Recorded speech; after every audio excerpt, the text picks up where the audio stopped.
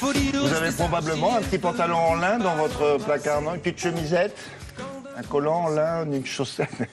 Pourquoi? Parce que le lin, ça peut servir à autre chose. Et ça on l'ignorait. Le lin, c'est écologique, c'est économique, oui. C'est résistant, c'est léger, ça, on le savait. Résistant, ça, on ne savait peut-être pas. C'est très résistant, c'est très léger. C'est déjà pas mal.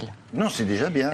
Par exemple, on ne sait pas toujours que le lin, finalement, on n'est pas obligé d'aller le chercher à l'autre bout du monde, puisque 85% de la production s'effectue en Europe, notamment en Normandie ou en Picardie.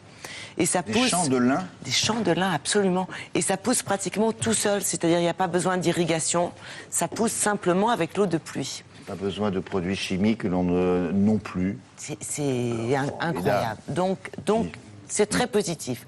Et en plus de ça, effectivement, c'est résistant et c'est léger. Ça veut dire quoi? Ça veut dire qu'on va exploiter cette fibre naturelle, cette plante, ouais. Pour la travailler dans des matériaux composites, c'est-à-dire des plastiques, où par exemple, on va pouvoir remplacer la fibre de verre par du lin, par exemple. Et il y a des propriétés étonnantes.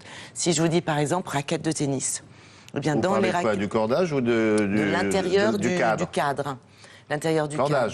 Oui, une portière de voiture. Vous voyez, des produits manufacturés, industriels. C'est en tôle. C'est en tôle, mais l'intérieur, il y a toujours une protection. Ouais. Et voilà. Et il y a du lin. C'est pas que du lin, c'est du lin plus. Non, ce n'est pas que du lin, c'est du lin plus, mais on exploite aujourd'hui le lin pour ses propriétés, et en plus, ça coûte pas plus cher. Donc, on s'est rendu compte de ça lors du... Il y a un salon professionnel qui se tient une fois par an à Paris, sur toute, justement, la fabrication des matériaux composites, de ces nouveaux plastiques. Et vous allez voir, et puis il y avait une énorme maison, là, on dirait des longs cheveux de Père Noël, vous voyez? Oui. Enfin, une maison, comme une tente en lin.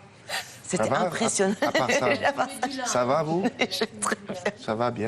C'est du French lin, en plus, ça tombe bien. Absolument. C'est ça, non, c'est pas... Non, pas ça. Hein. Non. Bof. Allez, on visite le salon des matériaux composites avec la maison de la sorcière en lin, bien sûr. Isabelle.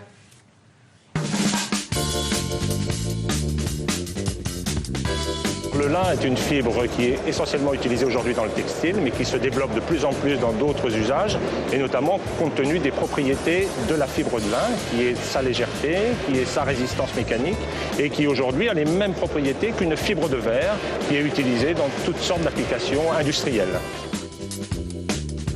On retrouve le lin dans différents produits de la vie courante, sans forcément que le consommateur en ait conscience. Le plus ancien, c'est la porte de voiture, en renfort dans les portes de voiture. C'est le vélo, c'est la raquette de tennis, c'est la planche à voile.